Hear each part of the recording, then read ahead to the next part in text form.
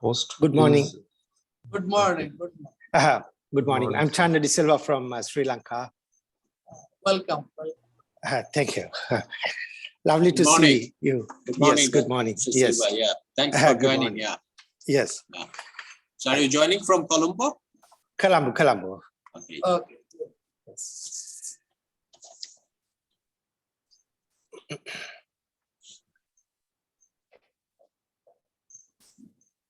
Ambassador Hamidullah, he has referred you so highly.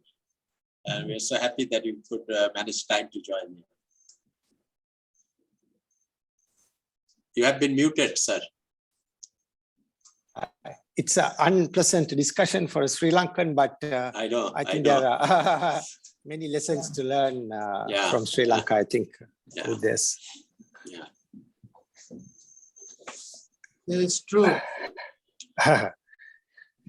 A country with so much of promise just have fallen off a cliff, unfortunately. Exactly. The beautiful country still. Yeah. Beautiful country. Beautiful people, friendly, everything. Ambassador Shahidul, good morning. Good morning. আপনাকে তো খুঁজে পাচ্ছি না কি ব্যাপার আমি একটু দৌড়ের মধ্যে আছেন আচ্ছা আচ্ছা ঠিক আছে আপনি একটু ওই যে ফ্রি হলে আমাকে একটা ফোন দিয়ে নাকি আচ্ছা আজকে ফ্রি আছি নরমালি সানডেতে একটু একটা অ্যাক্টিভিটি থাকে না এদের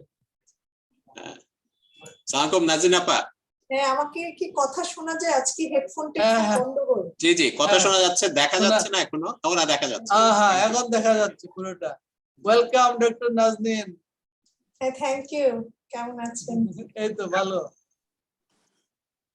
nice to see you after long time হ্যাঁ সবাইকে তো এখনো পর্যন্ত আমরা সব মাঝখানে একটু গিয়েছিলাম এসআইপিজি তে হ্যাঁ আমাদের প্রোগ্রামটার জন্য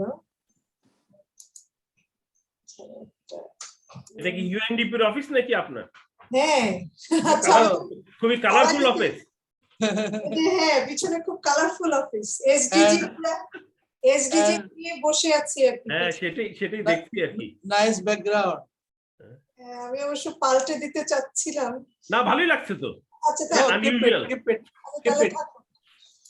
ভালোই লাগছে এটা আমাদের ডিআরআর বলে যে দিস ইজ নাজনীনস নার্সারি দেখলেই নাকি মনে হয় এখানে এখন বাচ্চারা খেলাধুলা করবে ভালো তো না আসলে সুন্দর লাগছে Assalamu alaikum and very good morning over to all our participants. I can see a good number of our students and faculty members from North-South University already have joined the webinar, and also we can see some of our Sri Lankan friends and colleagues, and definitely some of our alumni of North-South University from Sri Lanka, they are also joining. So I welcome, I'm Professor S.K. Tawfiq Haque. I'm the director of the South Asian Institute of Policy and Governance and Center for Peace Studies of North-South University. I humbly welcome you all, our guests, to this very important webinar on current Sri Lankan economic crisis, lessons for other South Asian countries. Let me give you a little introduction about the institute under which we have organized this webinar. The South Asian Institute of Policy and Governance of North-South University is the one and only and pioneering institute with a regional focus of policy and governance in Bangladesh. SIPG is also doing research, holding dialogues, and imparting training and education on public policy and governance. The institute has a 2 years long thesis-based graduate program called Master in Public Policy and Governance. And this 2 year long master's program we are running since 2008, and this is especially for the civil servants of South Asia. And most of our students are coming from Bangladesh, Nepal, Bhutan, and Sri Lanka. And with that connection, we have a close relationship with Sri Lankan academic institute, research organizations, universities, and also some of the think tanks. So since 2009, we are getting students from Sri Lanka, and also the faculties of Sri Lankan universities. They are coming and teaching at our department. And we also have a student exchange program with them. We have a formal, very strong relationship with University of Peradeniya, University of Colombo, University of Ruhuna. We have our alumni, Sri Lankan alumni who are teaching at University of Kalani in Sri Lanka and also Samarakumba. So these are the few names, but we have the other institute with which we are very closely working, especially SLIDA, the Sri Lankan Institute of Development Administration, which is a prime training institute of public sector officials in Sri Lanka. So I'd also like to inform you that we are now also have started another executive master's program in policy and governance for the professionals. So SIPG is regularly publishing books, book chapters, and journal articles in the field of South Asian policy and governance issues from different reputed public international publishing houses. There's few of the recent publications that we have done in South Asia was one of it is electoral governance in South Asia, which covered many of the South Asian countries. The other book that we recently published was by Palgrave Macmillan on policy response and local service delivery and governance in Bangladesh, Nepal, and Sri Lanka. And we are regularly organizing international conference, seminar, workshops, and webinars. The last international conference that we organized in November last year was preparing public leaders in South Asia for a post-pandemic world.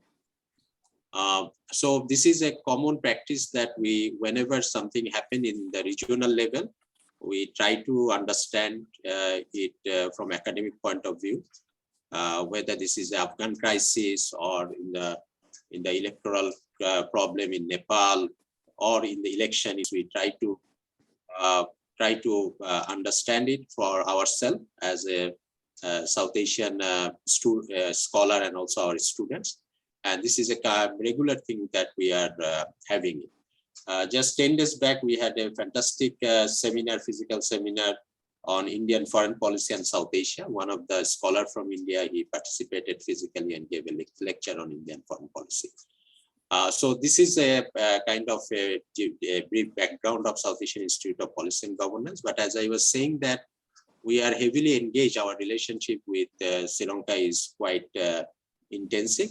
We are organizing different kind of the survey on public sector performance in Bangladesh, Nepal, and Sri Lanka for last 10-12 years. 3 rounds of surveys have been conducted on citizens' trust on public institutions in these 3 countries. So we are quite happy that today we have organized this seminar, and especially this webinar will be helpful for our students in North-South University, whether they are in the Economics department or development studies or public policy. And I can see a good number of our students are already joined. And with the faculty members, we will be also be able to learn many things from the distinguished panelists from today's event. We also have within South Asian Institute of Policy and Governance a Center for Peace Studies, and that center is also actively engaged in research and publication. I will not prolong my introductory welcome speech anymore. I would just now briefly introduce our today's moderator of the webinar, Professor Govinda Goswami.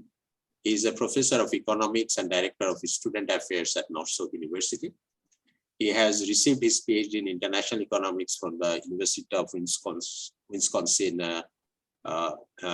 Milwaukee, USA, and he has long 30 years of teaching, research, consultancy experience of leading academic administration and experience of leading academic administration at 3 universities at home and abroad. The key responsibilities range from the department chair, proctor, treasurer. He was also acting pro-vice chancellor and acting vice chancellor of North-South University. Dr. Gaur is a prolific researcher who has been awarded with University Grants Commission Award twice for contribution in social sciences. His research papers have been widely cited in the discipline of economics and business. He serves as a debt management specialist in multi-donor trust-funded project led by World Bank. Dr. Gaur was instrumental in formulating medium-term debt management strategy and was actively involved in debt sustainability analysis of Bangladesh. So with that introduction, I would hand it over to Dr. Gaur to run the session, and he will introduce our panelists today. So over to you, Dr. Mohan.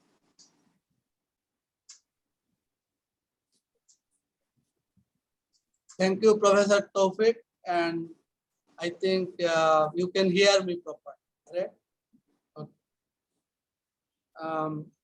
Honorable Chair of the Political Science and Sociology Department and Director of SIPG, Professor S.K. Tawfiq Haque, distinguished panelists of today's session on current Sri Lankan economic crisis, lessons for other South Asian countries, dear participants from home and abroad, my dear students from different departments and different student clubs of North-South universities, ladies and gentlemen.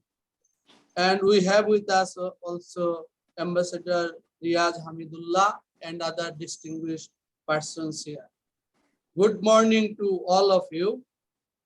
It is an honor for me to talk about a subject of my interest, and the topic has created interest on many who may belong to any discipline, because economic crisis is such an issue that it touches upon each and every sphere of human life.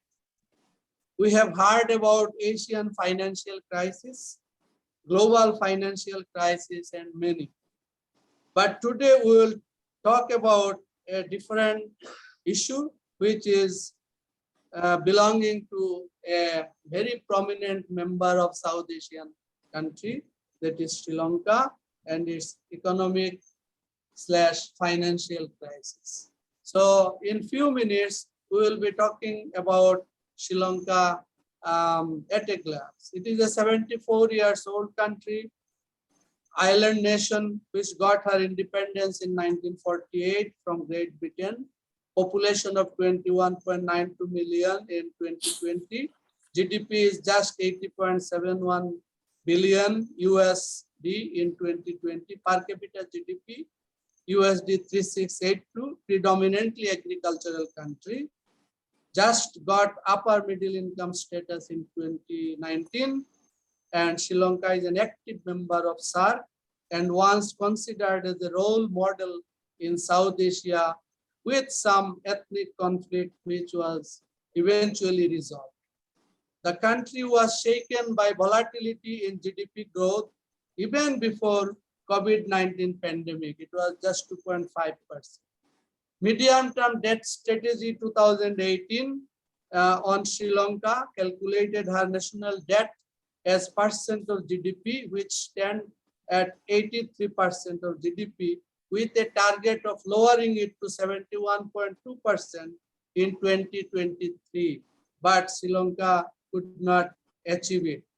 But its current figure is unfortunately 110% of GDP, which is well above her tolerable threshold.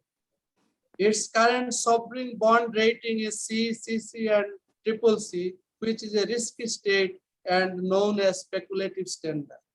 The country has missed her payment of installment and seeking for IMF bailout by replacing her finance minister, who was the brother of the sitting president, and to a new person named Ali Sabri.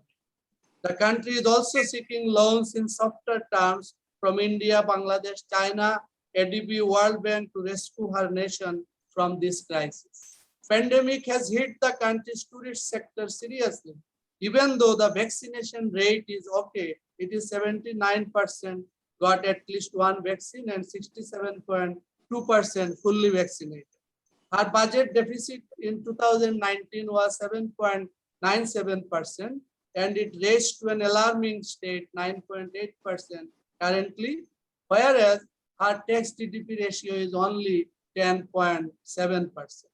Current account deficit is not that bad, 3.182% of GDP in 2018, whereas the country is seriously facing payment difficulty due to $15 billion USD denominated sovereign bond, whereas her total long-term debt is $45 billion. Market borrowing or commercial loan counts 47% of her foreign debt, followed by 13% from ADB, 10% each from China and Japan. The sources of growth in Sri Lanka is through debt-financed large infrastructure. The government took steps in wrong time by introducing organic agriculture system when her main source of export revenue is tea.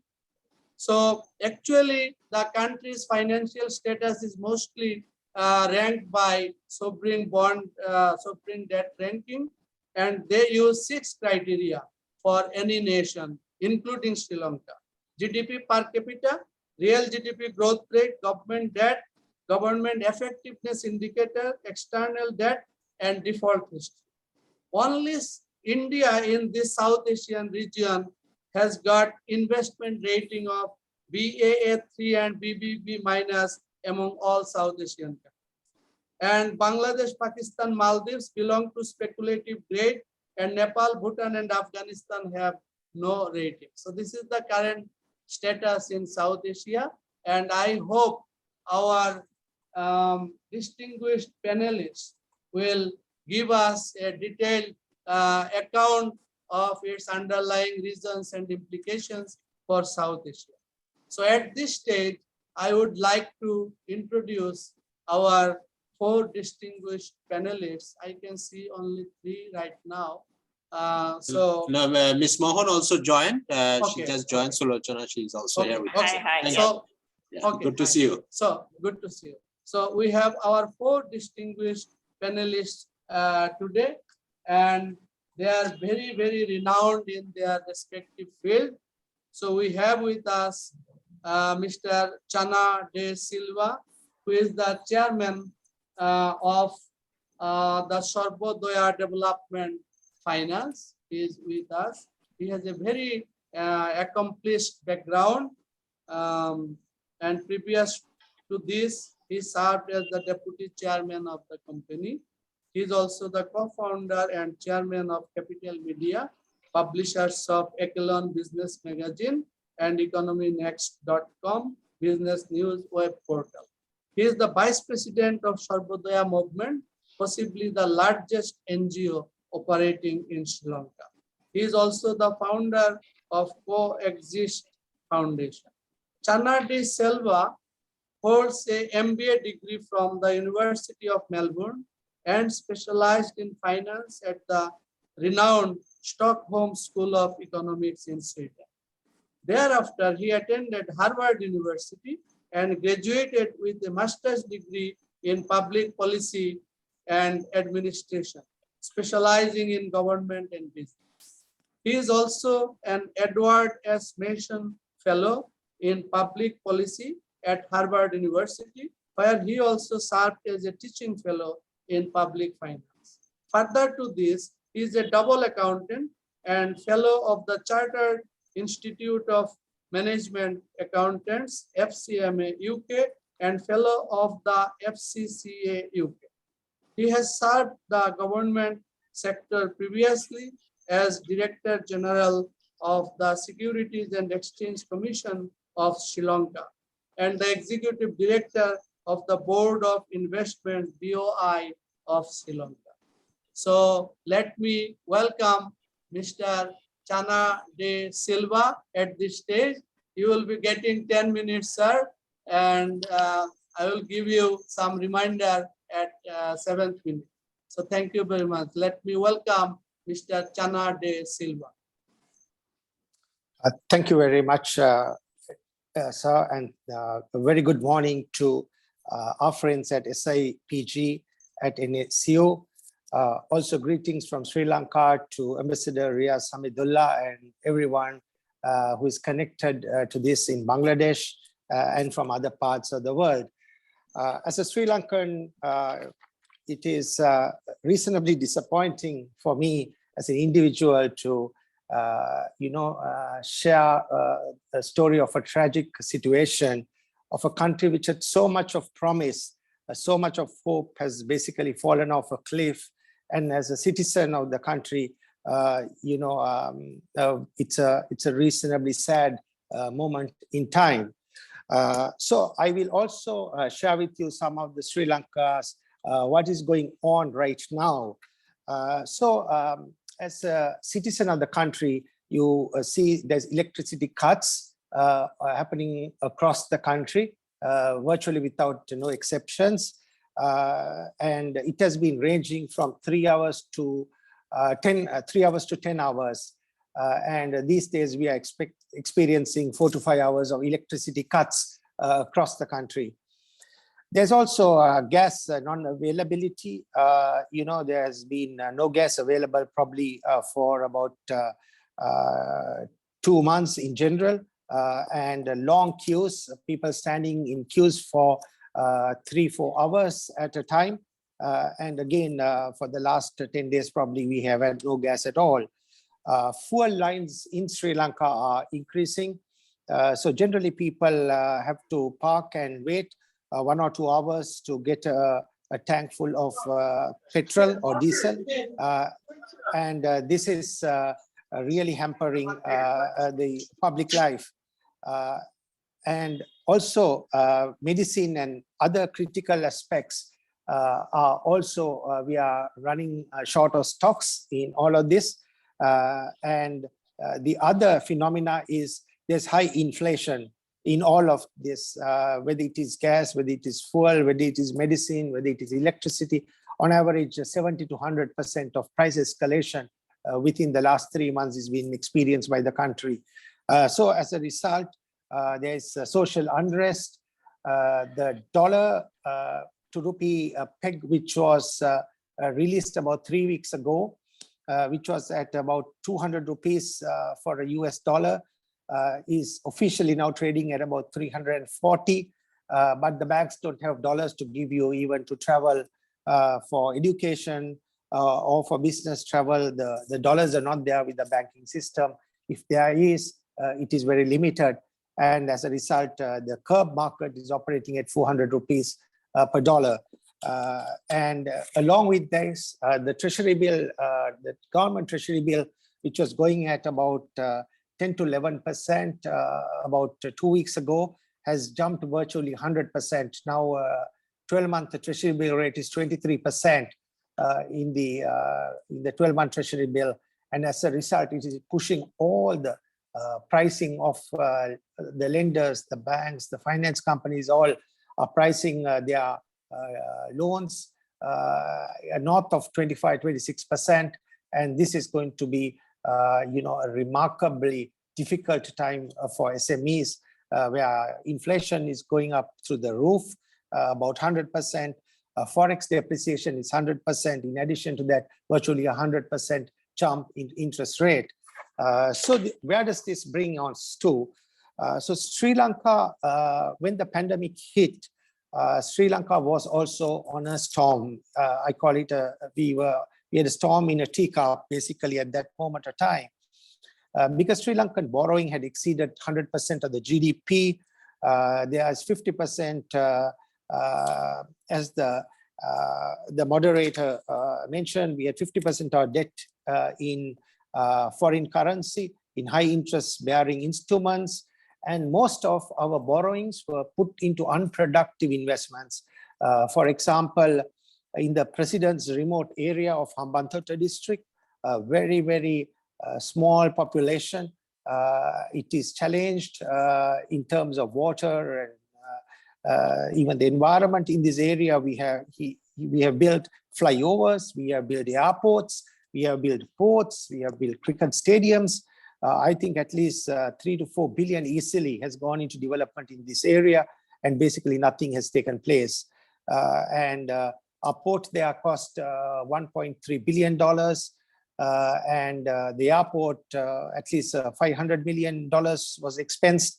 And the airport, for example, is today ranked as the most least traveled, least patronized airport in the world. So we have built the airport, spending almost $500 million, but there is no air traffic at all. And if there is, it is very seldom does a plane touch the Mattala Mahinda Rajapaksa airport. So all this leads to very, very unproductive investments where we have never, really sought the returns on these investments, and people who have forecasted massive growth in these areas, putting numbers, they are still around, operating as chairmen of various institutions, but virtually government has been taken for a big ride. Also, top on the list is we need to talk on governance. It is a known fact that 75% of the budget is held by the Rajapaksa family. The president, the prime minister, the finance minister, the speaker at one time, the sports minister, the southern development minister, all these were from the Rajapaksa family, very unfortunately. So there is big accusation of mismanagement, corruption, appointing friends and families from as ambassadors to chairmen of various institutions. We also see a big community of former army heads who have no subject knowledge coming and serving in these positions. So it is assumed the delivery from these avenues have really got hampered too. So there's a big issue on governance. There has been until now, and there's various accusations in regards to, as I mentioned, mismanagement and corruption in the higher echelons of the government. In addition to this, we saw in 2019, in November, when the president took office, there was huge tax cuts in, actually in two folds. One is our withholding tax, which we had a very strong and a very effective base where whether it is bank interest we earn or salaries we earn was deducted at source. That was taken out, that was reduced. So we lost 600 billion rupees or $3 billion due to this aspect, which dropped our GDP contribution from taxes from about 15% to current 9%. In addition to that, fertilizer, there was a total ban on fertilizer imposed on by the government of Sri Lanka. And Sri Lanka gets about over $3 billion from agricultural products. Tea, rubber, coconut are the main products, about $3 billion. And this output was reduced by 50%. And rice and vegetables were also casualties of this. So what did the pandemic actually do? Pandemic brought tourism, which was about almost 3.5 billion to 4 billion industry for Sri Lanka, bringing almost 3 million arrivals. It dropped by 90%, nothing due to the government, but purely due to the COVID pandemic. So we lost about 4 billion. In the interim, I think foreign remittances. Mr. Channa, you have 3 minutes remaining. Sure. Thank you very much. So foreign remittances, which we have about 7 billion, also didn't come as fast as we expected because there was actually speculation that the rupee will be depreciated or devalued because of this. On the backdrop of this, the credit rating agencies started downgrading Sri Lanka because of all the reasons I said. And the government spent a lot of energy criticizing the credit rating agencies and their wrong assessments, but we never went and repaired our problems or didn't go to IMF in time.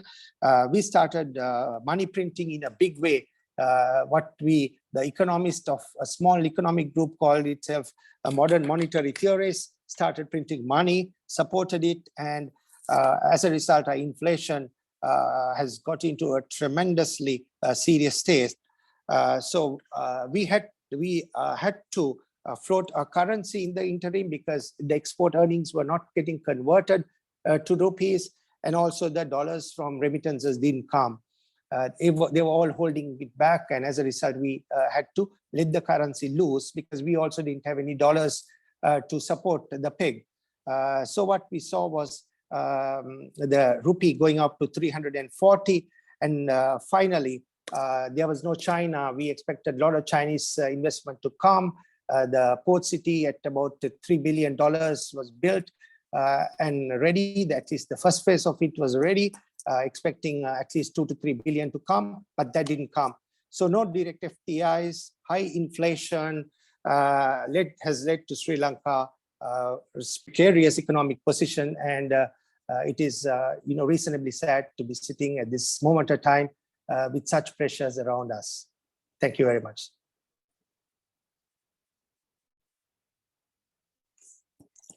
Goro, you need to unmute yourself. Thank you very much, Mr. Channa, for your in-depth scrutiny of Sri Lanka's root causes of the current Sri Lankan economic crisis. And for participants, if you have any question to Mr. Channa, you can ask him question during your Q&A session, and you can also directly ask him question, or you can write down your question in the chat box, and I think he can also reply. Now, I would just one point before I go to the next person, to Channa. You have said 400 rupees in carb market. So it's an indication of huge capital flight from Sri Lanka to other countries. So it will be another bigger challenge for Sri Lanka. So now I would like to invite another distinguished panelist.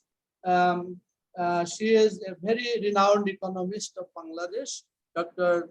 Nazneen Ahmed. She is currently working as the country economist and head of policy and strategic advisory unit at UNDP Bangladesh. She is also a senior research fellow, now on leave, at BIDS, the premier research institution, Bangladesh Institute of Development Studies. Dr. Nazneen Ahmed is an economist with expertise in international trade, macroeconomic issues, labor and gender. She served as a consultant for ADB, UNDP, UNCTAD, World Bank, DFID, UN Women, ILO, IFC, European Commission, and USAID.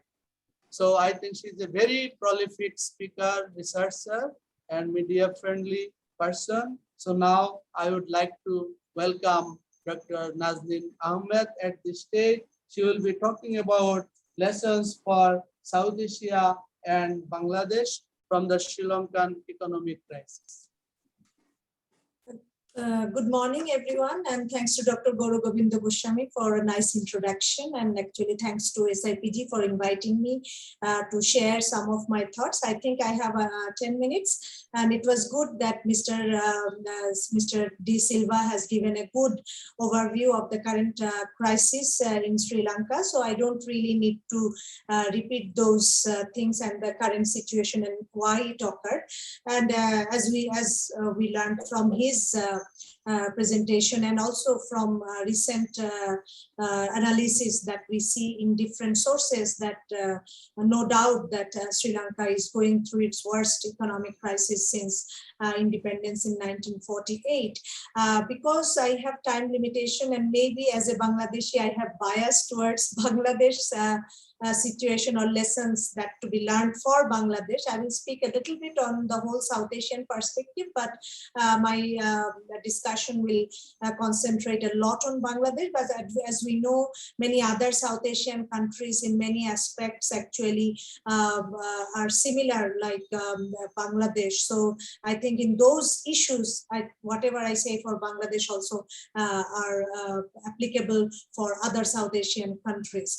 So as we learn, if we took some key points from Mr. D. Silva's deliberation and from the recent analysis, that when we think of the lessons learned for South Asia, we have to think of how we are doing in terms of our debt, how we are doing in terms of our reserve situation, in terms of our inflation, in terms of overall GDP growth, and of course in terms of our policy making towards collecting revenue and the spending quality on development budget, and also even for revenue budget, and to try to find out how we can actually save on so that we keep on growing, but at the same time we do not really spend on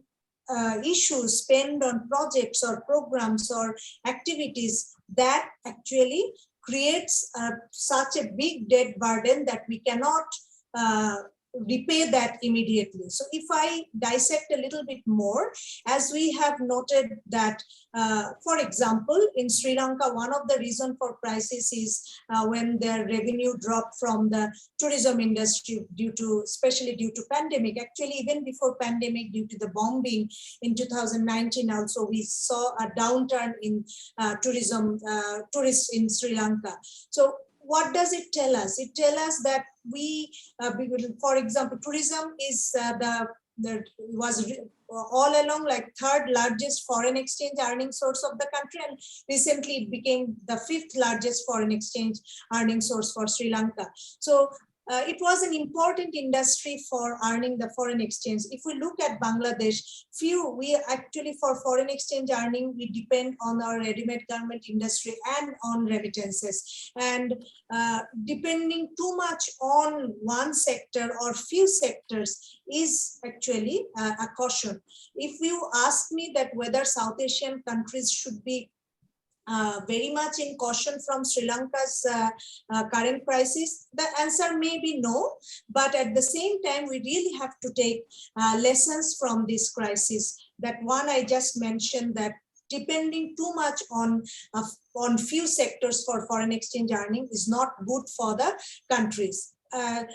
Another issue is the massive tax cut that we observed in Sri Lanka, the VAT reduction from 15 to 8%, even the income tax slab increase that was 0.5 million rupees and which increased to 3 million rupees if I have the correct statistics I have. So that led to reduction in the number of taxpayers. So I think when the national budget of Bangladesh is approaching, and we are already hearing from different sources in terms of tax reduction, in terms of giving, a tax holiday, subsidies. Those are the kind of policies, those are demanded. Those are the kind of support, those are demanded. But we really have to think that when this can be popular, and also sometimes it can feel like it is important for the poor people and in terms of supporting them. But I think a more improved social protection system and less like this kind of tax holidays and others act better for the poor if we have direct programs for them. So populist policy of tax cut may actually hamper the revenue earnings, especially for Bangladesh. It's a big lesson because our tax GDP ratio is very low. Maybe it's for Nepal is not so much of a problem, but for Bangladesh, it's a big issue that, for example, we give different subsidies, even some energy subsidies that actually goes even to the rich people. So we really have to think how we can justify those subsidies, and when we give tax holidays, even support the big enterprises, corporates, we have to think how we can shape our policies. Another lesson that we see from Sri Lanka is their investment in large projects, and we need development projects for development, but we also have to think of the gestation period, that when we are investing and what is the likely years that then we will be fully reaping those benefits of a project. And then we also know that there in Bangladesh, especially the development projects get delayed, and that increases not only the cost, at the same time, it increases the debt burden. For example, we are very proud of the Podda Bridge, but we know that the delay is increasing the cost. And if we cannot have this running immediately, we cannot actually have the benefit for the investment that we have already made. I think, and another issue is to project the demand properly. So demand. Dr. Nazneen, you have 3 minutes remaining. Okay. For example, demand forecasting in Sri Lanka for their this Hambantota port and also the Colombo port city. The Colombo port city that required investment, but that wouldn't really give immediate benefit. So when a country Sri Lanka has been going through certain crisis, and at that moment having a deep seaport when the other seaport was already over capacity. So I think we really have to, when we are making investment decision for large projects, for example, now we are fulfilled in terms of electricity supply. Actually, our capacity to generate electricity is much higher than the demand. So when we are actually, there are lots of pipeline investment coming in the in generating electricity, we have to forecast the demand very rightly. Otherwise, we will create capacity and which will not be utilized, which will not be necessary maybe in immediate future. So with the calculation, the forecasting, this is very important. So projects with a high gestation period, that should be undertaken with caution. This is a lesson, an important lesson from Sri Lankan crisis. Another issue is the currently Bangladesh and also other the South Asian countries are going through I would say that the pressure on GDP growth. They are still have positive GDP growth. For example, for Bangladesh, forecasting is quite good, but we have to really see that as long as the GDP growth is higher than the interest rate we pay on our debt, that's okay. So we are having growth, we can repay the debt. But if that is lower, then we have to think about it.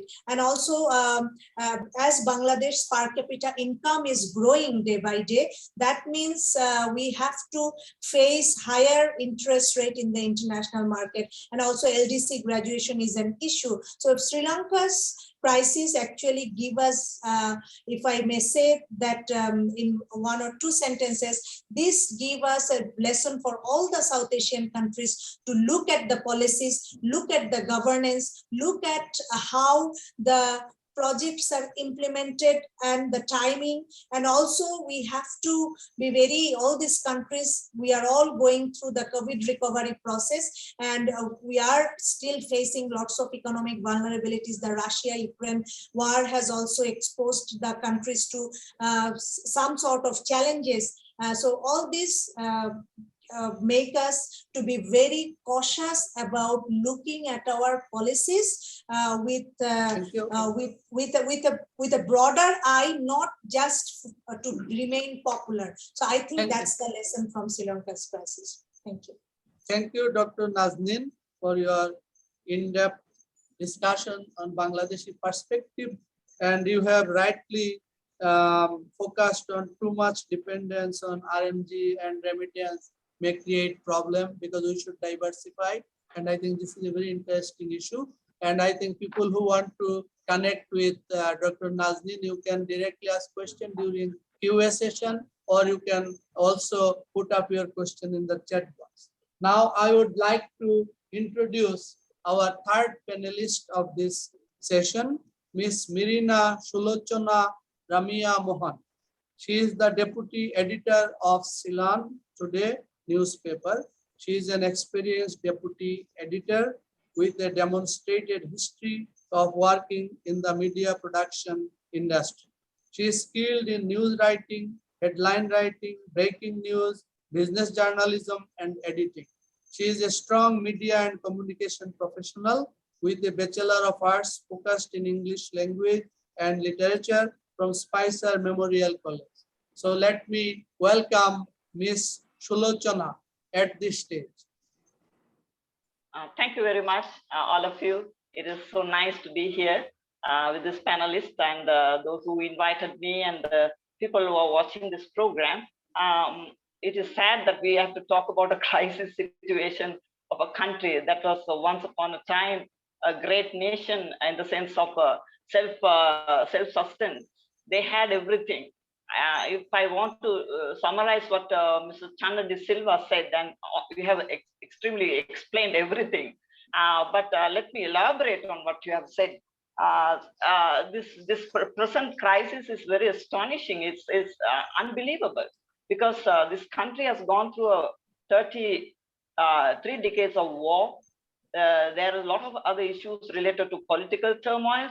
But nevertheless, none of us went starving, or none of us went without having basic commodities. We didn't know what it was not to have gas. We didn't know what it was not to have fuel. But all this came like an avalanche at this 21st century. That also, while we are so busy towards progress, looking for a progressive nation, And this collapsing has really impacted everyone, rich and poor, the mighty and those influencers. Everybody have gone crazy over the current situation. So as a news person, what I'm gathering is I talk to many of those experts in many areas, and they have some information that that is so sad when you recall. One of this Professor Marambe, who is a senior weed scientist, who was very upset about the banning of chemical fertilizer to this country.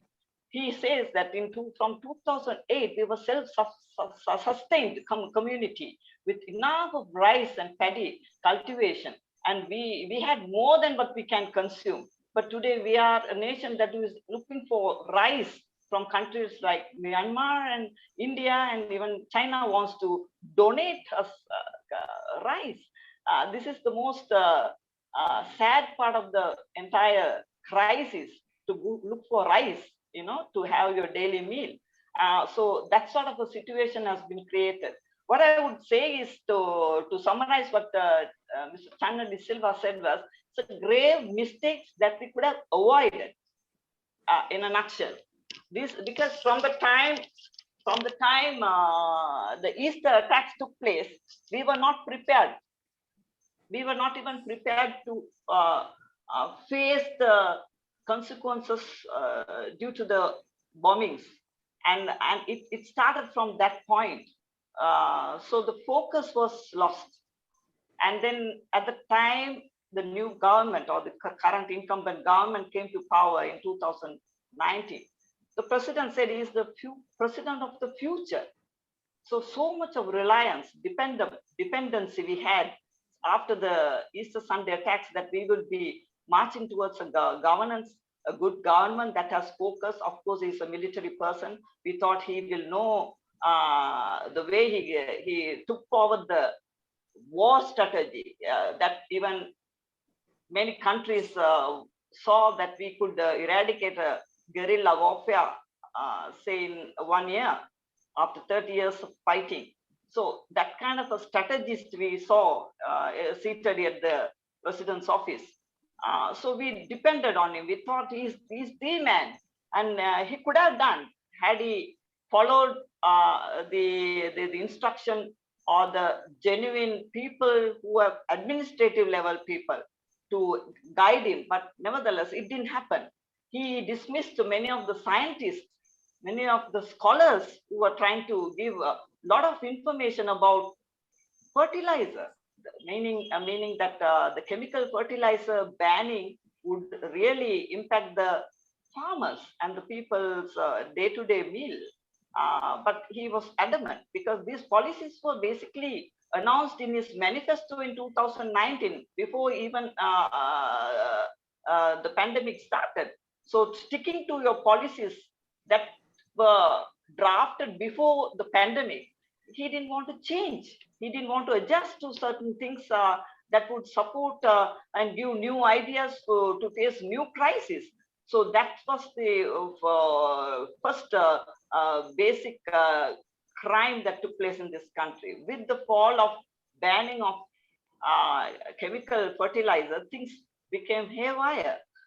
It was not a political, focus. People didn't want to change the regime. People didn't want to change the president and the prime minister or his 225 parliament members. It was simply because you didn't provide the basics for the commoners, common people, where they can have their meals and have their fuel, do day-to-day life things that they have been doing for centuries.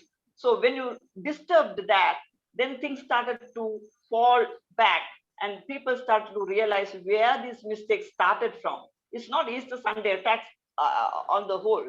It was this populist policies where you have this short-term plan for during your governance only. So you wanted to do things and do miracles, perform miracles for during your time only. And that doesn't mean that it gets continuous focus even after your regime is defeated. So when your regime gets out of the scene, then another set comes in and puts new policies and removes all those previous administrators, previous people who supported that government, and they are victimized. They are even made to say that they were stooges of the previous government. So this game of blaming and continuing a system of political level platform has been the fall also. So what I would like to say is the grave political catastrophe was you don't have a plan that will suit the country for a long term. And as Channa de Silva said, we have so many projects which doesn't even give us any revenue. We have sold the Hambantota port for 99 years. Even if it makes any revenues, we only get only about 15% of the product, you know. So 85% goes to the developers. Similarly, with the port city, we are not going to gain much. We are not going to gain much from the CICT port that was given to China again at the Colombo port, because 85% stake is for them. So even with the boss saying so many ships are coming, so many unloading is going on, the profits are big. The profit for this country is so less. So there is no point in talking a great scenario where the income is good, where there is port terminal productions are great, but we have no idea about how much of the revenue is this 15% from these particular ports, but the loss are severe. The grave losses we have made is in comparison to any of these countries in the region. So 51 billion US dollars default summarizes what sort of a country we are at the moment. So I would like to suggest that as people wanted now is that a political change. They want to see that this populist political game has to end at some point. The new generation, or we call it the next generation, are on the streets. They are so aggressive and they are so smart. They are getting back to realize what we have done was basically sitting back and laughing at what these people do, what the policies we have taken to a stance of laughing, mainly making fun of the system, but none of us decided what to do about it. So this is the time I think it has come to a point, boiling point, that everything has to change, from policies to the political thinking, from the use of young people into businesses and encouraging them innovations and discovering new things that can be taking place for this country are immense.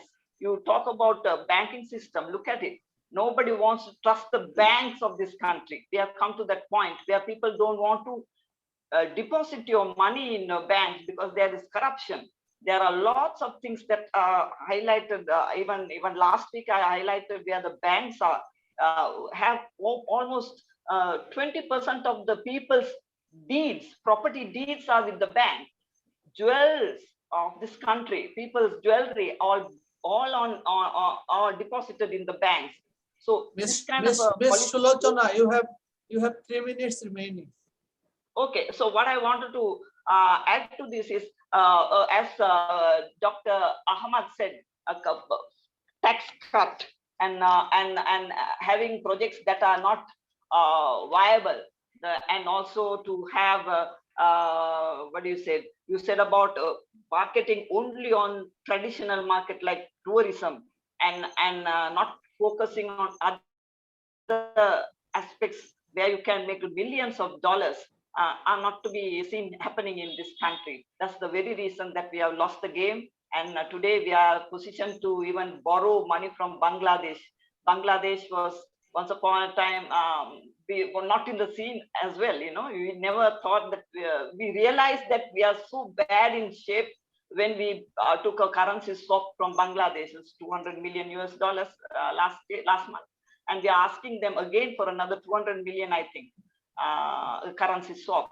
So that is the status quo. And I would like to add to one more point is that the new generation has to take over and new thinking has to take place in this country. Thank you so much. Thank you, Ms. Sulochana, for your nice delivery. And I think you have mostly focused on policy failure and which has direct link with political economy. So thank you. And I think if you want to participate, dear participants, if you want to hear from Sulochana directly, you can ask her question during the QA session. And you can also send a message in your chat box. So now I would like to introduce our fourth panelist. It's a very important person, our Ambassador Shahidul Haque. Ambassador Shahidul Haque is a professorial fellow at SIPG North South University, Bangladesh from 2020 to current. And he is the former Foreign Secretary of Bangladesh. He is also a senior advisor on migration and humanitarian policy of IOM Dhaka. He was the Foreign Secretary of Bangladesh from 2013 to December 2019. And then that time I can remember he also visited North South University and delivers very nice speech. Mr. Haque also served as the Director for Migration Policy and Global Relation Division of IOM based in Geneva from 2009 to 2012 and Regional Director of IOM based in Dhaka and Cairo from 2001 to 2009. He also led the chairmanship of the Platform on Disaster Displacement from 2015 to 2016. He led Bangladesh side of the Bangladesh-Myanmar Joint Working Group on the repatriation of displaced Myanmar nationals from Bangladesh and also chaired Bangladesh National Task Force on Undocumented Myanmar nationals from 2013 to 2019. So let me welcome Mr. Shahidul Haque, our Ambassador Shahidul Haque at this stage.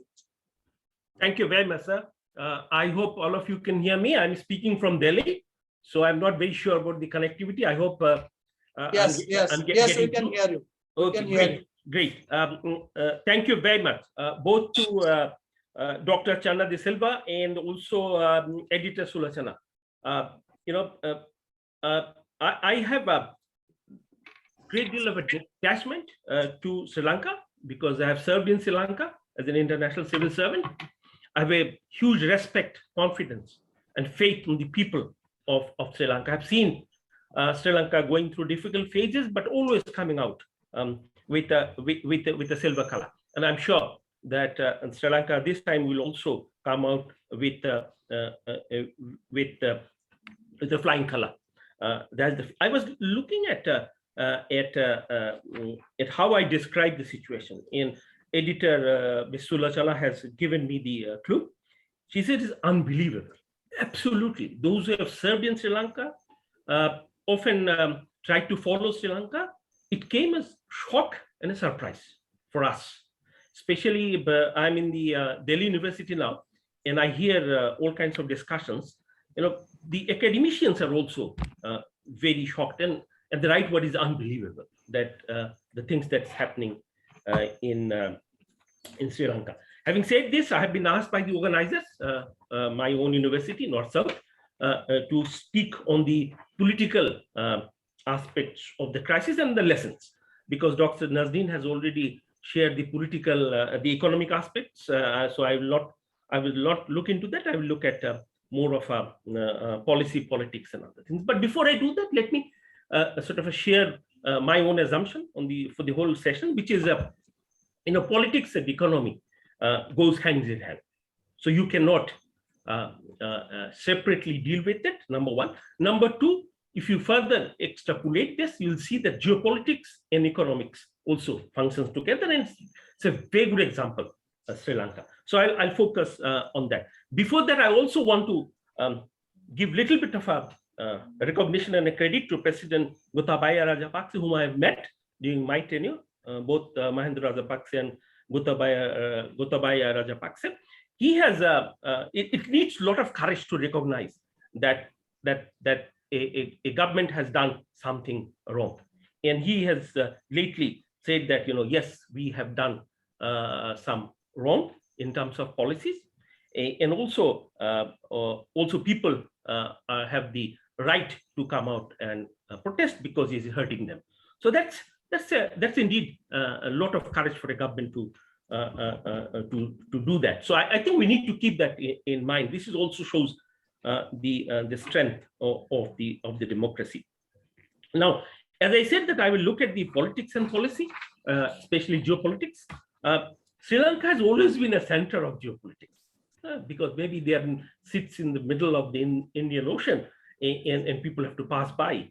And because of their various policies, it has always been a center of geopolitics. And very lately, when things are extremely upsetting, topsy-turvy, whether it is Afghanistan, next door neighbor Myanmar, or in Eastern Europe, Ukraine and Russia, we see that Sri Lanka is sort of in the midst of what like Bangladesh and other South Asian countries. So that's something very important. Now, so we call in our international relations that Sri Lanka has always been a theater of geopolitics. So that's the angle that I'm likely to take. And this current economic situation has sent a ripple effect all over South Asia and beyond, whether it is in Delhi or in Dhaka or in Islamabad or in Kathmandu.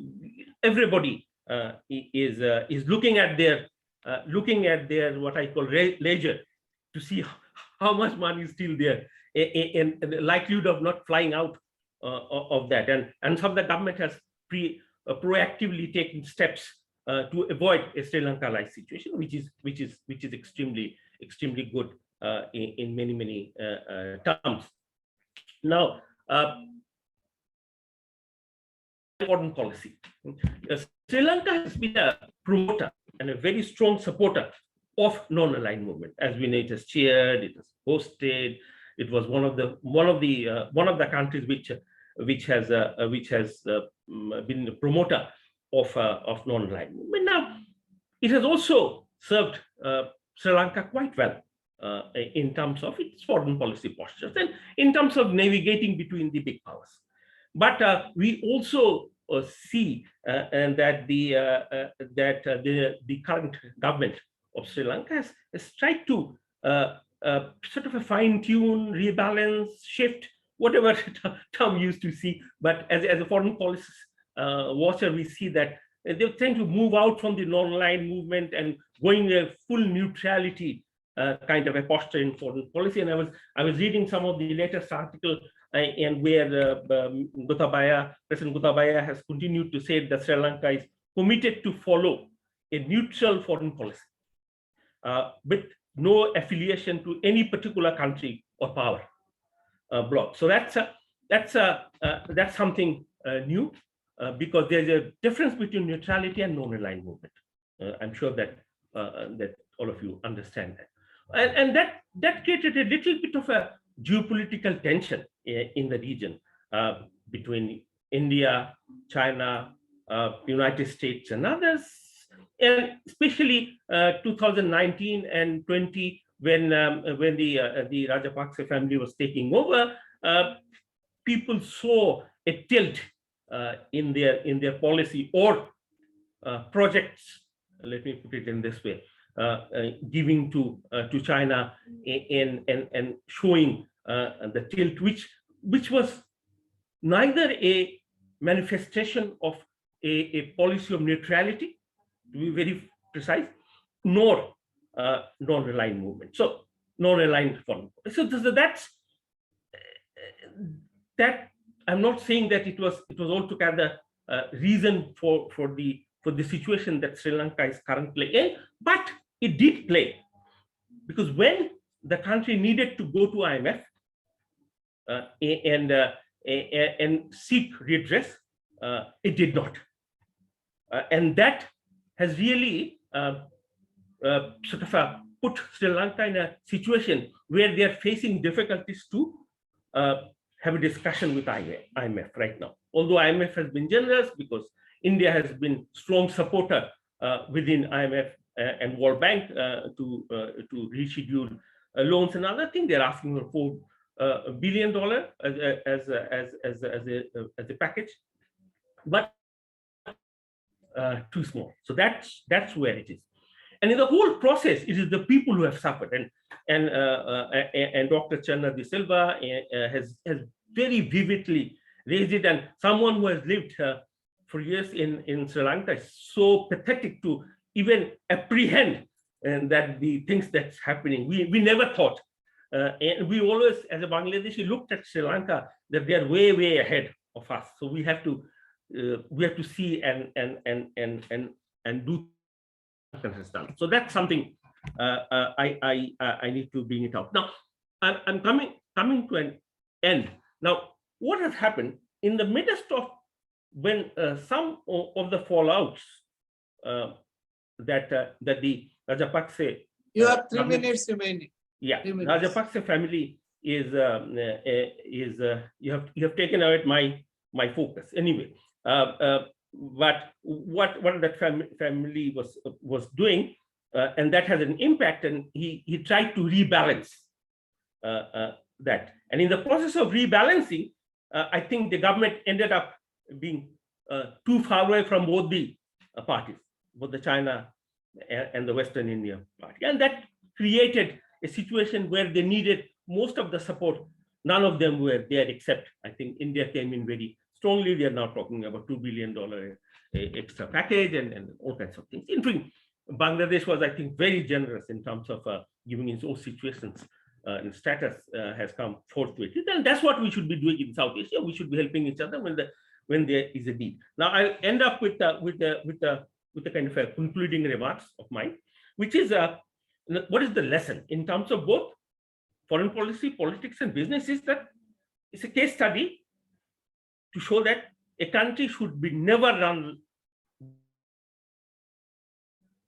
at least 2-3 years. So this is not to run this is not a case or a practice to run a country. Why? 3 reasons. One, you have to be very clever, very shrewd, very skillful in navigating during a turbulent time, when we are going through a turbulent time, both in terms of geoeconomics and in terms of your geopolitics. So, and this is not the time to experiment too much with the foreign policy. If you do that, you end up in difficulties because it's already a turbulent sea. So that's one. Second is, in the name of creating one Sri Lanka, we should not look at a populist, ultra-rightist, a Sinhalese nationalist farmer based on which Rajapaksa came to power. I think that nationalist, ultra-nationalist card has been played too much, because Sri Lanka is basically multi-ethnic, multi-religious country. So you cannot sort of hurt the basic fabric of the society, which was done in the name of whatever. So that's something I think it should have been tactfully managed. And the last, not the least, I think the way government is run, we should never concentrate power to one particular office, whether it's President's office or the Prime Minister's. When I was there was a very good balance between the Prime Minister's office and the President's office, and both of them were different from the different parties. So that kept check and balance, which was destroyed to a large extent by the amendments. And I'm sure that one of the ways that should teach them is to get out of that is to then again sort of create multiple centers of decision making within the government to keep a check and balance. Thank you very much. Thank you. Thank you, Ambassador Shahidul Haque, for your nice deliberation, especially on the political aspect of the problem. And now we are moving towards our question answer session. This session will be participated by the people who would like to ask any question to any of the distinguished panelists. So you are most welcome. But I think I have just heard from someone that Dr. Mustafa want to ask some question or make some comment. Are you here, Dr. Mustafa? No. If not, then anyone can ask question. And I think you are also making comments in chat box, and most of the distinguished panelists are also responding in the chat box. So if you have any question directly for panelists. So this is the time. Please go ahead. Please raise your hand. We will give you floor. Dr. Nazneen has raised her hand, so only she has. Okay, okay, Dr. Nazneen, please go ahead. Just because we have talked about many things, but we just mentioned about this biofertilizer. I mean that Sri Lanka introduced. So when we are so much talking about climate change and other things, and because I'm being in UNDP, it was very difficult for me because we are promoting all this environment and other issues. And I was just thinking, and we know all the degradation of productivity of soil when we use chemical fertilizer, how we go about it. I mean, I'm asking this question to myself, but anybody in the panelists, especially those who are from Sri Lanka, what do they think? Because from environmental point of view, from the climate change point of view, from UN agencies, we are really promoting less of plastic, less of all the chemical fertilizers and other things. And I was just thinking how in coming days we go about it. Anyone can answer. So I don't have the answer. That's why I'm asking this question.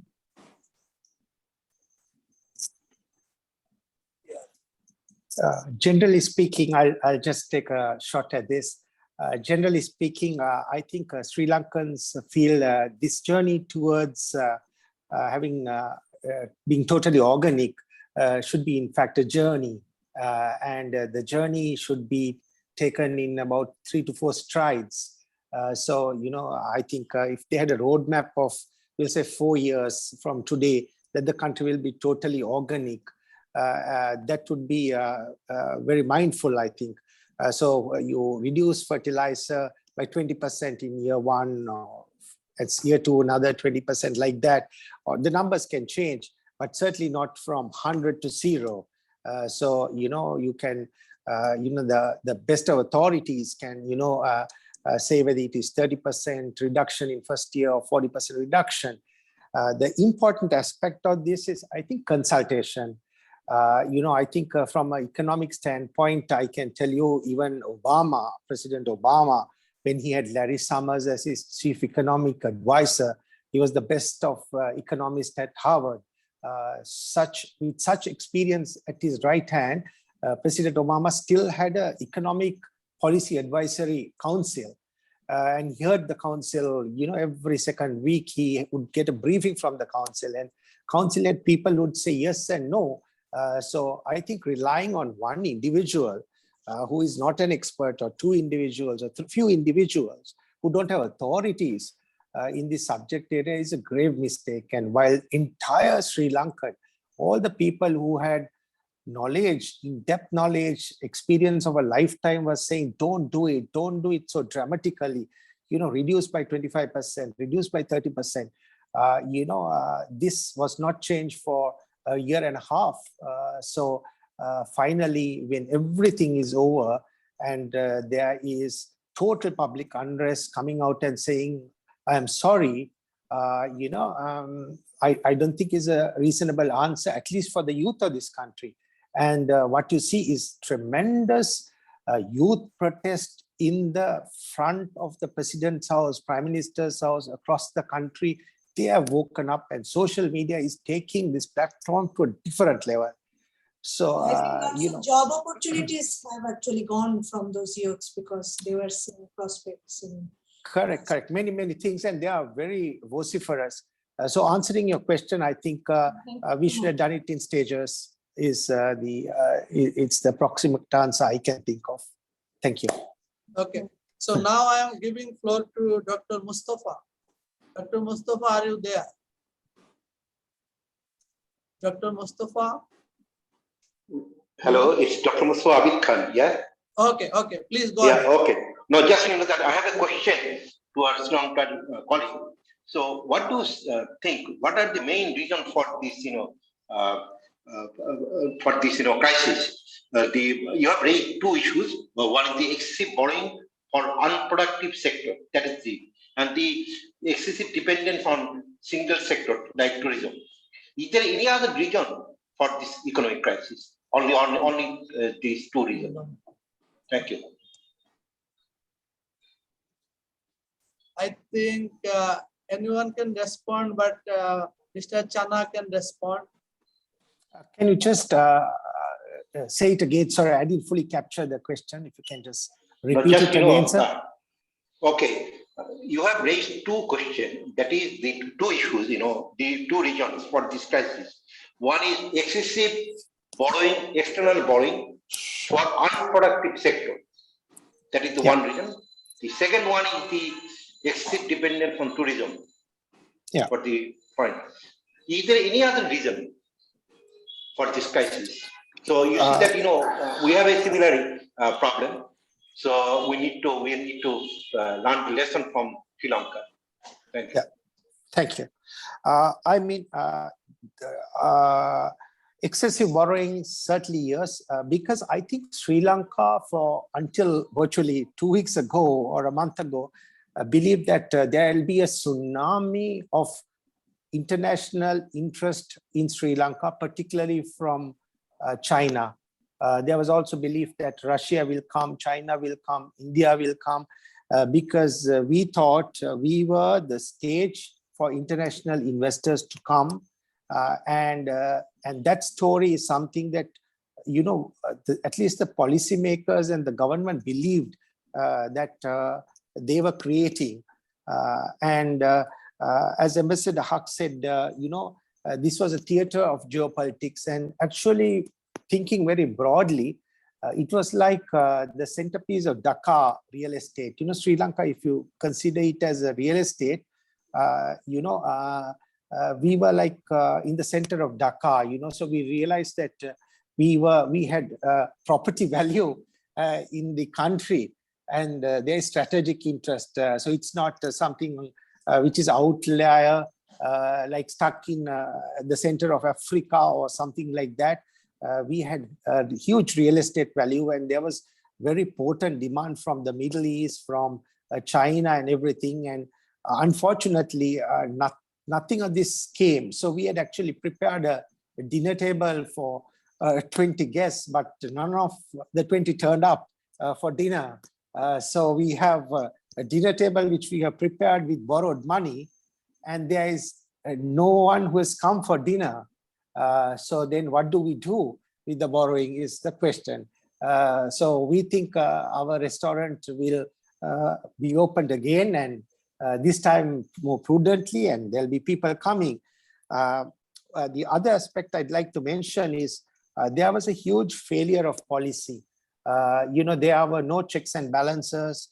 The governments, as usual, were surrounded by yes men who wanted to tell fairy tales on to the administrators. They always instill positivity. No one discussed negativity. No one stimulated any, if what is planned.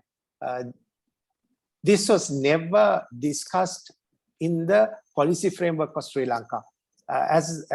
So I think the lesson is, if we can manage our countries like efficient companies, where there is consultation by people who are knowledgeable, and also proper monitoring, and also if we revisit our plans and see whether whether we are on course. So running countries like companies, efficient companies, companies which are benchmark companies, is a very important facet for any country. And I think Sri Lanka must learn its lessons even now. And the youth, that is why the youth uprising, and the youth uprising in front of the president's house is running 16 days straight without any break, 24 hours a day. And you can see 50,000 to 100,000 men and women from all classes there. Some days it runs up to about 150 to 200,000 people on the street in the center of Colombo, shouting very boldly, telling the president and the entire cabinet and the entire government and the entire opposition also. They are telling the entire parliament to get lost. And how clever and how bold can this be? And they are doing it right in black and white and in words. They are telling, we have lost faith in the entire parliament. Whether you are from the opposition or whether you are from the government, all of you get lost. because for the last 15 years, you have destroyed our country and robbed our country. So this is a very powerful message from the youth. And this youth uprising, I don't think any government of Sri Lanka or any politician even ever imagine the power of this. And they are taking with social media into unparalleled heights. So this is some random thoughts which comes to my mind, and all of this contributed is my notion. Okay, Thank now Can I just add? Thank you. Can I just add? Sure. Yeah, just thank you very much, Dr. Abid, for your question, and I fully subscribe and agree with Dr. Channa de Silva. But let me also sort of flag that politicization of economic functions of state in a bigger sense need to be avoided. Number one. Number two is that you cannot play too much with the social fabric in times of difficulties. And you can come to power in the name of a populist slogan, ultra-rightist kind of understanding, but with that, you cannot run a multi-ethnic, multicultural, and multi-religious society. That's fatal. So it's not only economics, but also politics that you need to look at to avoid some kind of a situation. Thank you very much. Thank you. Thank you. I think now I'm giving floor to Dr. Joshim. He wanted to ask a question. Dr. Joshim, please ask your question. Thank you very much for giving me the floor. Yeah. So actually, we all know that China has emerged as the largest trade partner of Bangladesh, and China has invested more than $37 billion.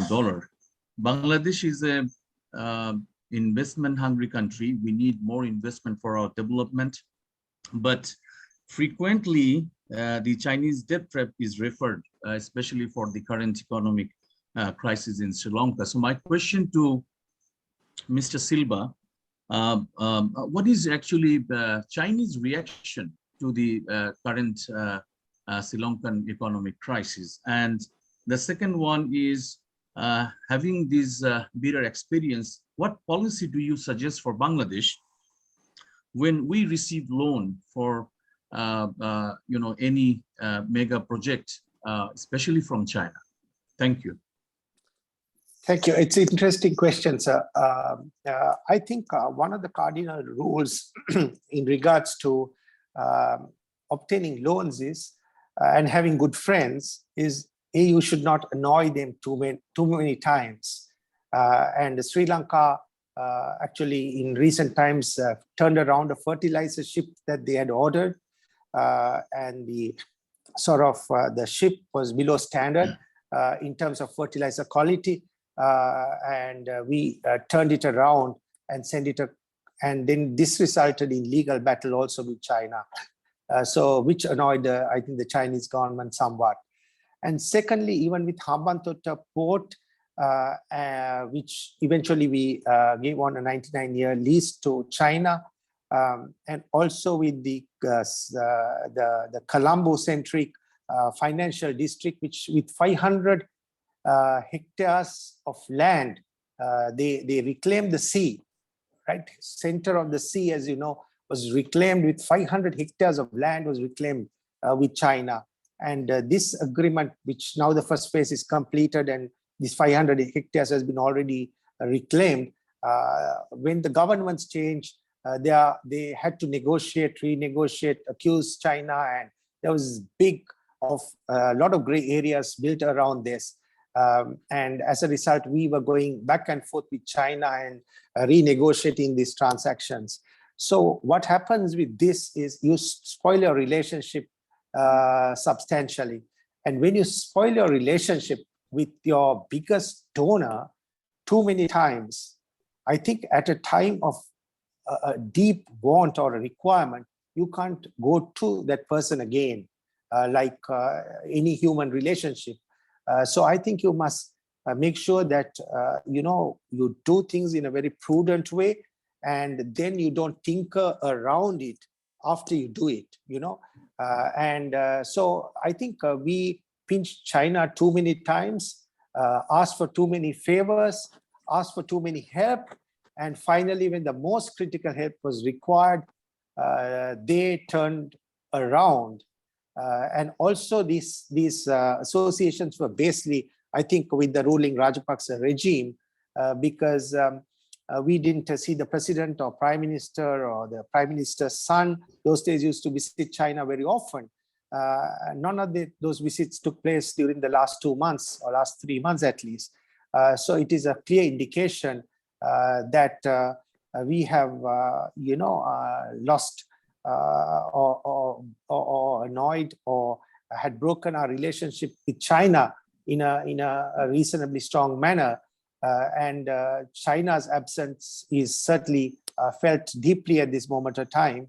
And the lessons are, in my view, is make sure people you help don't tinker the relationship and don't risk the relationship too much, because when you really want them, they might not be there to help you again. Okay. Thank you. Now I'm giving floor to Amanda. Amanda Mohan. Are you there? Amanda is there. So can I ask a question to Amanda? Professor Gaur, can I ask a question? Yes. Yeah, so Amanda is our That's panelist. my daughter. No, Yeah. sorry, I'm not Amanda. I'm Sulochana. This is my daughter's Zoom. Yes. Oh, okay. No problem. Jonah, I have a question for you. So Yes. if you allow me to ask the question. So we do understand that there are lots of discussion about the political issue and the political economy and economic.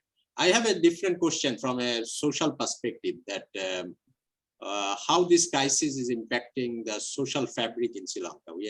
We have seen this division within the Sri Lankan society for long, that between Sinhalese, Tamils, Muslims and Christians. So now after this crisis, we are seeing that everyone are facing the same problem. There are no difference between now a Sinhali with a Muslim or a Muslim with a Christian or a Tamil. And even the rich and poor, urban and rural, even last week we are having a meeting with University of Colombo professors, and even the internet problem was there within the Colombo city. So every Sri Lankan citizens are now in the same kind of the problem like COVID. And then is there any chance that this will also make an impact in terms of recreating the social cohesion in a better manner like before? Or will it be just go away like this?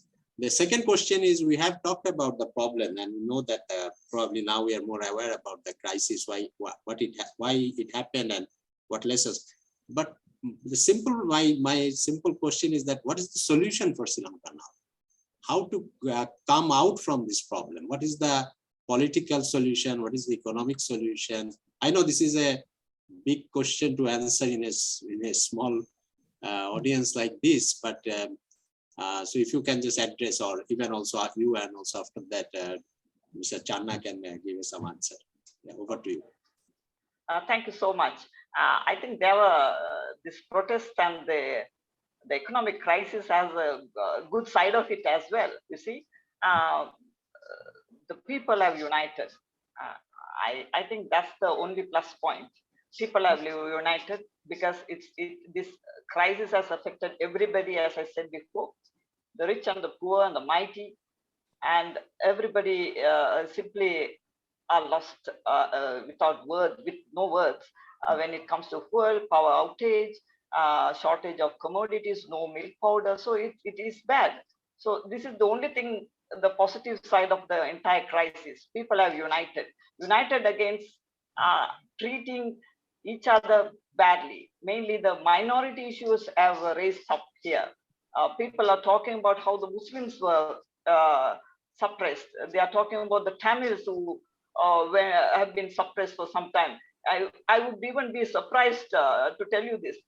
Some of the Buddhist monks have said that Prabhakaran should be here now, the LTT leader. You know, it has come to that point. So truly, the society has joined. They have realized that the power lies with the people. So the people are the secular sector, you know, all the Tamil, Sinhala, Muslim, burghers, everybody is on the streets. So that has happened. But however, this matter of having a crisis of this nature cannot continue. And it was not a political reason to start with, but it is intertwined. As we all know, the politics and that business cannot be separated. Now the point is that we need to find solution, and it's actually simple.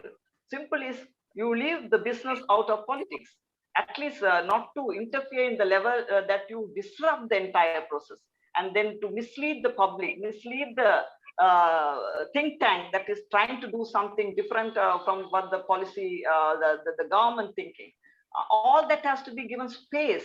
If you don't do that, then there is going to this continuation of this sort of a protest and corruption to take place is going to happen continuously. And this has not been done away with for almost seven decades.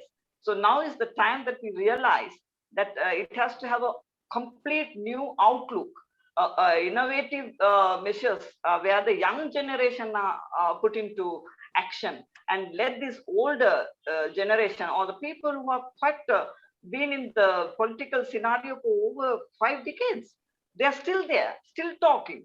They can't even stand straight. So these people have to be consultant. Probably they can be used. There are some educated academics among them. They can be used. They are the knowledge of business and science, scientific inputs can be used, but not.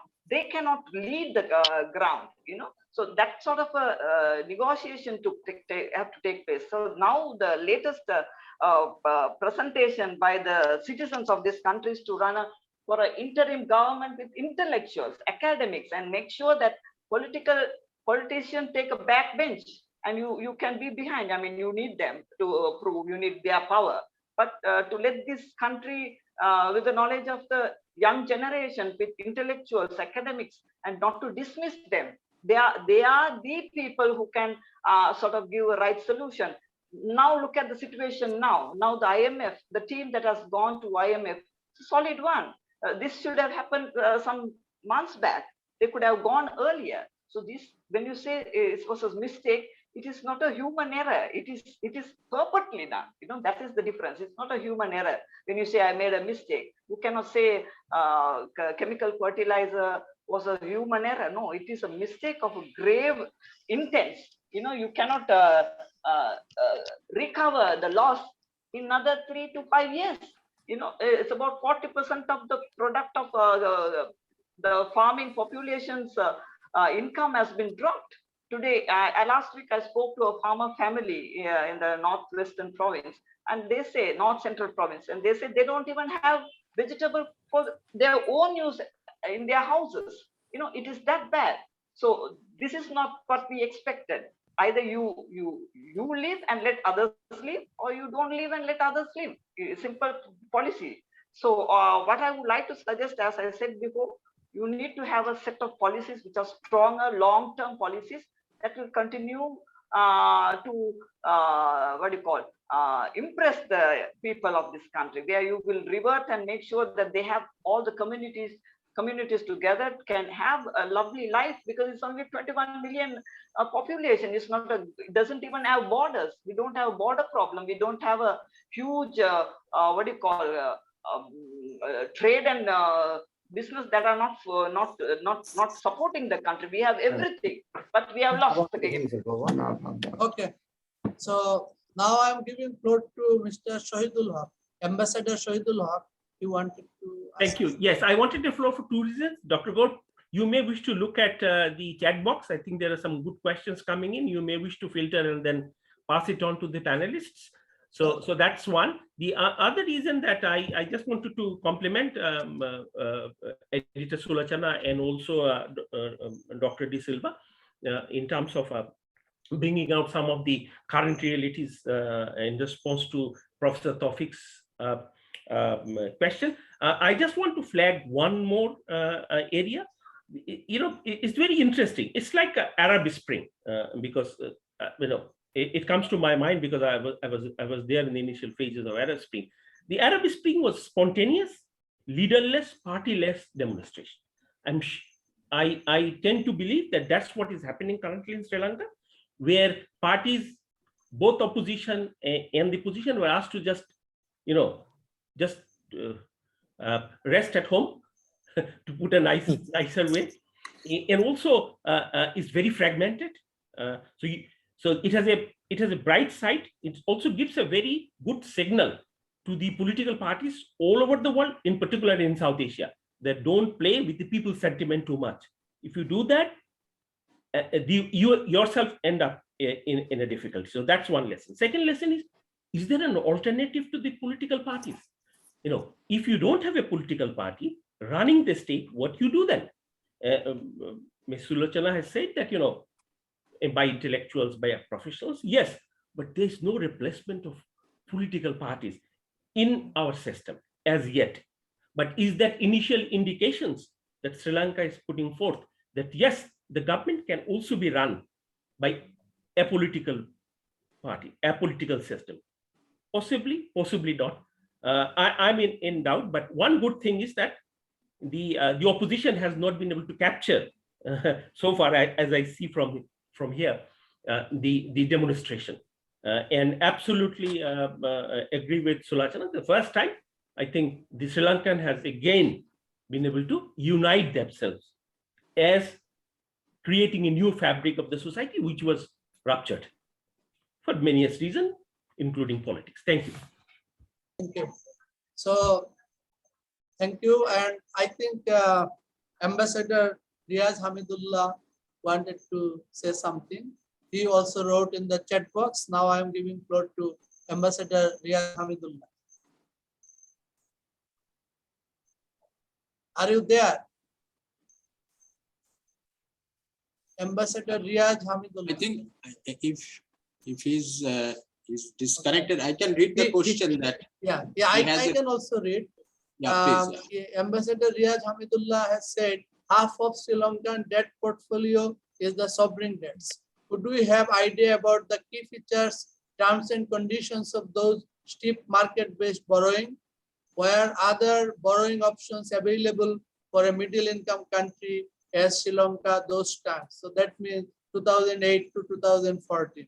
Now that Sri Lanka has to go to IMF as the last resort, if IMF asks for extensive economic reforms, won't those prove further more difficult for Sri Lankan people already in distress? So who will respond? I think Channa de Silva, can you respond to this? Yes, thank you. I mean, I must also say Ambassador Riaz Hamidullah was the big friend of Sri Lanka when he was ambassador in Sri Lanka. He made many friends and was a fantastic diplomat. So it's lovely to take his question. Firstly, Sri Lanka has exhausted most of the borrowing capacity because our rating downgrade. So when you have a below investment grade rating as a single C or a below investment grade rating, the chances of you borrowing is very, very steep. Even if you borrow, you have to pay above market interest rates, which are non-affordable to the country. So the lending side becomes even more difficult, and IMF coming is more than the dollars. They'll bring some discipline, and there'll be some faith that what is being entered with the new lenders will be honored by the government. So that is why we require an institution like the IMF to come in and play an anchor role in this restructuring of debt. In relations to IMF conditions, I think financial discipline, Sri Lanka, we had all the chances of bringing financial discipline last 3 years, at least, if not earlier. But we never, did financial restructuring. Financial discipline was not bought. No governance, no checks and balances, haphazard spending, no sequencing of expenditure. So none of this very, very preliminary, very, very important aspects were ever covered by the government institution. Unfortunately, the bureaucrats, which have to also take the blame because they also acted as if they were politicians. That's the other aspect that we have to keep in mind that when the bureaucrats become politicians themselves or act in a way as if they are running for fame and doing exactly what the politicians say, you put the entire system at risk. So I think the segregation of the bureaucracy with the politicians is a very important aspect, and that line should never be breached. And that is the last line of defense for the people of the country. And Sri Lankan bureaucracy merged with the politicians, and thereafter there was catastrophe, which is very visible today. So the only way of reforms is to twist the arms of the government by international lending institutions and say, basically, you have to deal with us in a very systematic way. You can't do what you did. You can't do in the future. What brought you here cannot be continued to take you there. So because of that, I think it is very important institutions like IMF comes and tells exactly what you can do, what you can't do, what are the checks, what are the balances, what needs to be done. Of course, in the interim, there'll be high taxes that the people will pay. I hope it will be reasonably confined to the rich and the affluent, because you can't squeeze the poor people anymore. And some of the taxes we have to relook, because things like VAT that they have been doing for such a long time, for example, how many entrepreneurs in this country will know how to calculate the VAT? Whereas a simple GST or something mechanism where when you sell, you pay a small percentage of which is simple to calculate, easy to understand, easy to pay, easy to collect, would be far better in my view than VAT. So some of these fundamentals we have to revisit and see what is effective, what is easy to understand, what is effectively administered. So we need to go back to the drawing boards and see what will work and what will not work in this exercise. And I think we need to remove our old heads and think afresh, because what the youth are asking is for a new country with new economic system and new policy. And I think Sri Lanka has the capacity to deliver it. And I remain very optimistic in this because Sri Lanka has all the capacity. It has the intellectual power, the educated people. For example, the chief economist who left the World Bank is the one who is currently leading one of the main advisors to the government at this moment of time. And he was appointed only last month to advise the government. So we have the capacity and the depth. We need to have the willingness to bring all of these people together and to think afresh and in a creative way to deliver a new Sri Lanka. Thank you. Thank you.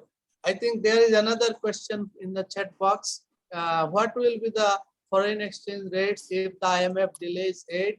Will the prices of the consumer goods go higher? And the person who has made this question is Sanitha Paris. And I think the question can be answered by anyone, but this is from purely economic side. And I think Channa, Mr. Channa, if you can respond. Yeah, so I will make an attempt, So now official bank rate is 340 rupees for a dollar. It was 200 rupees 2 months back, 3 months back it was 200. So 200 to 340. Unofficially, it is transacted at 400. So the question is, what is the right level? So one side of the argument says Sri Lanka has a pent-up demand now. For example, people are scared. Their children are studying overseas. And there's a curb market functioning outside. So they want to buy as much as dollars that they want now to store for the future. So because of that, there's a sort of a steep dollar requirement at this moment of time. Some say this should, after IMF comes and when there's stability, this should come down. So generally, there's a notion that Sri Lankan rupees should move to about 275 rupees. If you're asking me a number, when IMF and other stabilizing factors hopefully come within the next few months, At the same time, it can drop to, if very strongly Sri Lanka turns around, it can drop to 250 rupees. And if we do not handle this in a mindful way, from current 340 rupees, this can also easily go to 400 rupees. I mean, the currency is a clear reflection of the health and well-being of the economy. We all know that health and well-being gets reflected by the currency. If we mismanage this from here, there is huge issue coming to Sri Lanka, because actually all, whether it is petroleum, whether it is gas, all have doubled in prices in the international market. So international market, what we saw at $50 crude oil has gone to $110. It has doubled in international market, all the pricing of commodities. And in addition to that, the currency has dropped another 100%. And if it moves again further than this, I think we are into serious problems from here. And I really wish that, that direction doesn't take place at all. Thank you. Thank you. From chat box, I think someone is saying, good morning, everyone. I am Marlene Marikkar from Sri Lanka and senior journalist and associate editor, Thinkaran National Daily and Weekly Colombo. If you are still here, you can also connect with us and ask questions to the distinguished panelists. If not, I think Riyaz Hamidullah is currently here. Even though your answer has been given, a question has been answered by Channa already, but still you are welcome to ask any question or make any comment. Ambassador Riyaz Hamidullah. No, thanks. I don't have any question to ask. Okay. Then anyone else? Any other question or comment? I can add to what Mr. Channa. Okay. Sulochana, please. Yes. The IMF, we don't know how much we are going to get. We were targeting for about 3 to 4 billion US dollars, but it depends how the outcome will be. And the team that has gone there is working hard. Finance Minister Ali Sabri said they are doing all the needful matters are taken for discussion. And I think a country like India backing Sri Lanka to mainly giving the recommendation for the IMF would be a little strength that we can say that we may get up to 4 billion US dollars. I am very skeptical about it, but then with a country like India and Finance Minister Sitaraman, who had gone there, had given full assurance, and even the IMF Director General had been praising about India's support to Sri Lanka. So there's a lot of optimistic about getting that money. But then the focus is not just IMF alone, because we need to plan, because the IMF money is not going to come very sooner. It's going to take at least another 6 months. So what do we do up till then? We need to work for another backup program. We need to work with other countries. Now, China, we wanted them to restructure the debt payment we have with them, but they have not yet given a good answer. So they are also holding the country for a while to get their matters exercised or basically implemented. That is, they wanted the free trade agreement to be signed, and there was talk about it. But I think the IMF is not going to promote all these kind of new trading arrangements with loan facilities, because then IMF will lose faith in the system as well. So we need to look for options. I think Bangladesh has done very well, given us swap.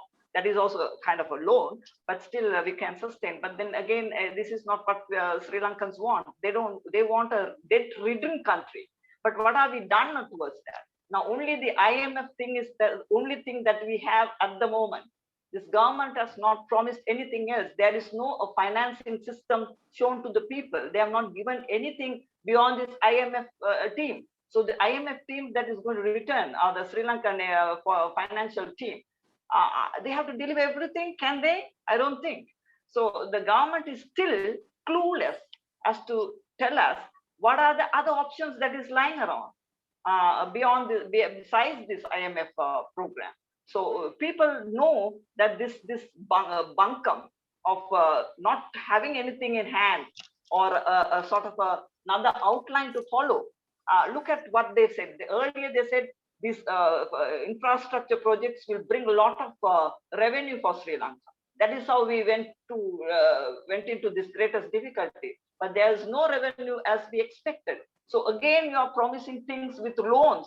Loans cannot redeem us. So there should be other alternatives in place. We can tap new markets. Actually, our traditional markets are stumbling because our tea exports has dropped. There is no lot of rubber export is facing a huge crisis. There's $1 billion earning revenues these are.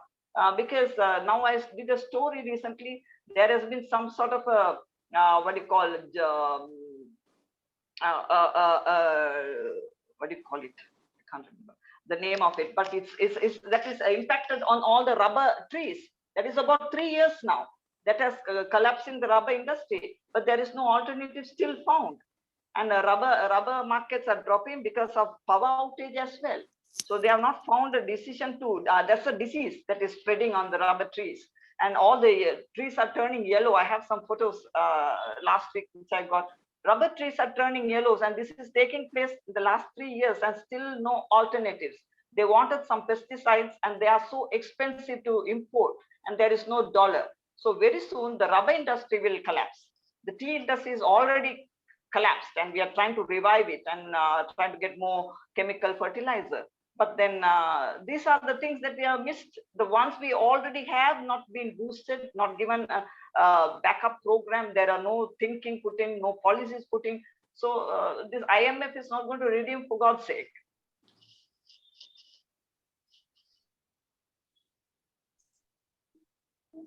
Thank you, Ms. Sulochana, for your nice deliberation. Thank you, all the distinguished panelists, Mr. Channa de Silva, Dr. Nazneen Ahmed, Ms. Sulochana R. Mohan, and Ambassador Shahidul Haque for your valuable comments and nice deliberation. I would also like to thank Ambassador Riyaz Hamidullah. He was always with us and asked very nice questions. And I think I will just make some brief concluding comments from my international finance class. What I know that the source of current account sustainability, the magic is real GDP growth rate should be higher than real interest rate. Otherwise, the current account cannot be sustainable. So if we follow this rule, then I hope not only Sri Lanka, all the countries of the world, including Bangladesh, may not face this kind of difficulties, but definitely this crisis has much political as well as geopolitical nature. And I think these things should be resolved. Governance issue is also a very important issue because one family is actually holding all the top 8 positions of financial control, which is not conducive to develop or formulate a very nice debt management strategy for any country, because it must be very much independent. Otherwise, the political will be reflected in selecting unproductive project, which has been also discussed by Mr. Channa. And I think if we can follow this kind of advice for all the other countries, definitely Sri Lanka will overcome this crisis, and it has already started to overcome because its recent GDP growth rate has increased above 3%.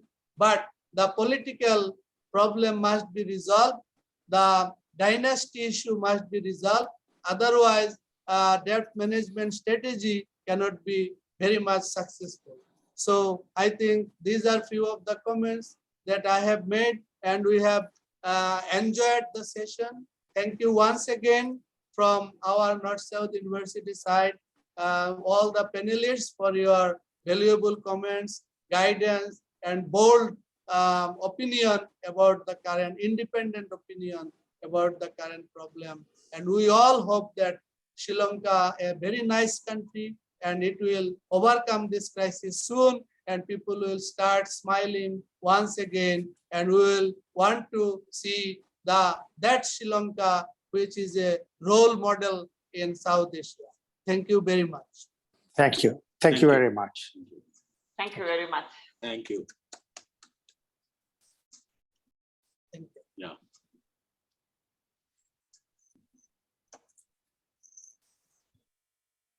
Thank you. Thank you. Thank you. Special thanks to Sri Lankan panelists and also our Sri Lankan students and other participants from Sri Lanka and also NSC students. Thank you and goodbye.